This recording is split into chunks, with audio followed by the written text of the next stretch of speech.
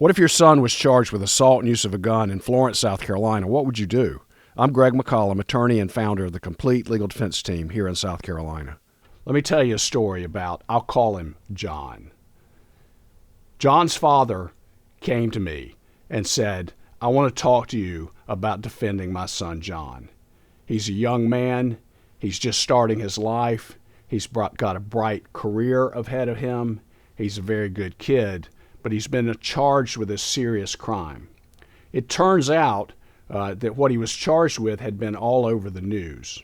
And his son was charged with being part of a mob. They call it assault by mob, and also brandishing a firearm.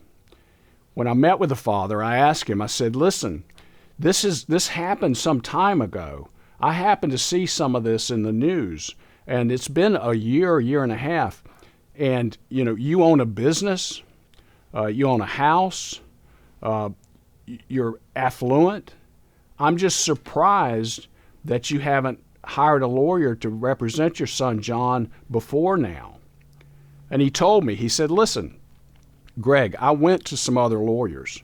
I talked to 2 or 3 lawyers in town and told them what I wanted. And they told me, listen, your son John is going to jail. He's going to prison. No one can stop that. For what he's charged with, how much publicity it's gotten, use of a firearm, there's no way he's going to avoid prison time. So John's father said, why would I pay them tens of thousands of dollars if all they're going to do is try to reduce the prison sentence? Can't the public defender do that?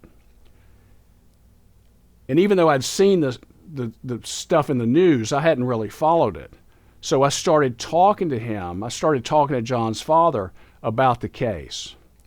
And his son John was accused of being part of a mob, going on other people's property, fighting with them, and going back and brandishing firearms. Now, there were multiple people in this so-called mob. There were over a dozen. There might have been even more than that. It might have been 20 people.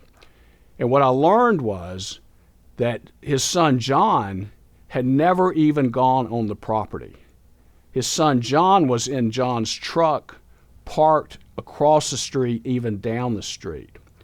Now, the witnesses, the people that lived in the house, who also were a part of this, ruckus and altercation, but what their version they told, they painted themselves in a much better light, as people often do.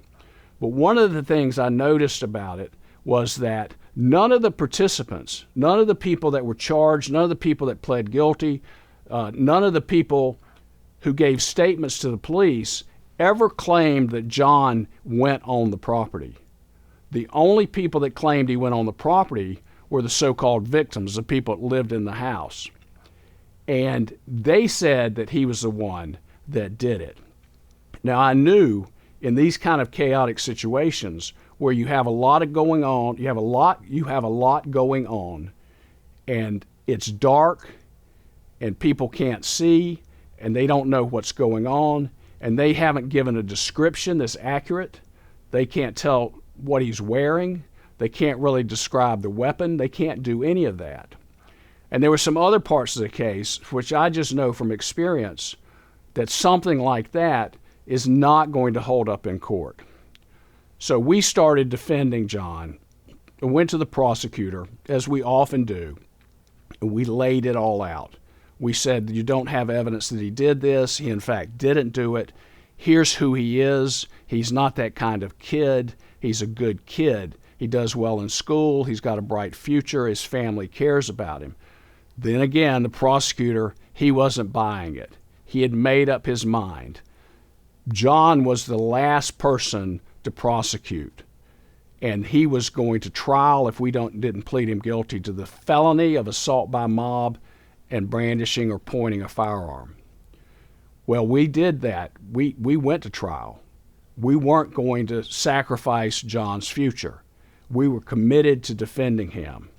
At trial, as we expected, the witnesses could not place John on the property. They could not place him behind the house where the crime occurred.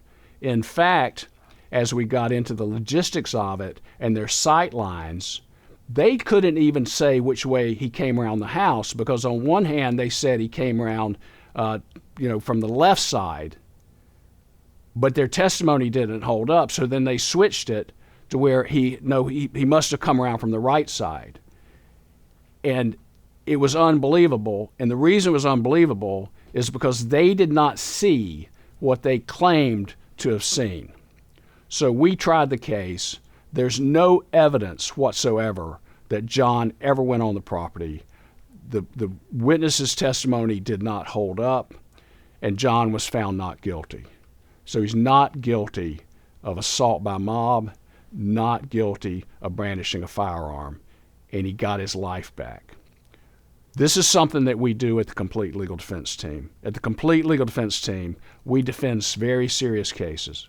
We defend the accused who have a lot to lose. And both John and his father had a lot to lose. Their future was very important to him. Their future was very important to them. John's future was very important to his father, and he did not want his son to lose his future. And he did not want to lose his son and have his son go to prison. So if you're in this kind of situation and you need help, contact us at the Complete Legal Defense Team. At the Complete Legal Defense Team, we defend the accused who have a lot to lose. These are the kind of cases, these are the kind of situations people come to us for all the time. It's what we do week after week, month after month, year after year. So if you need help, contact us at the Complete Legal Defense Team.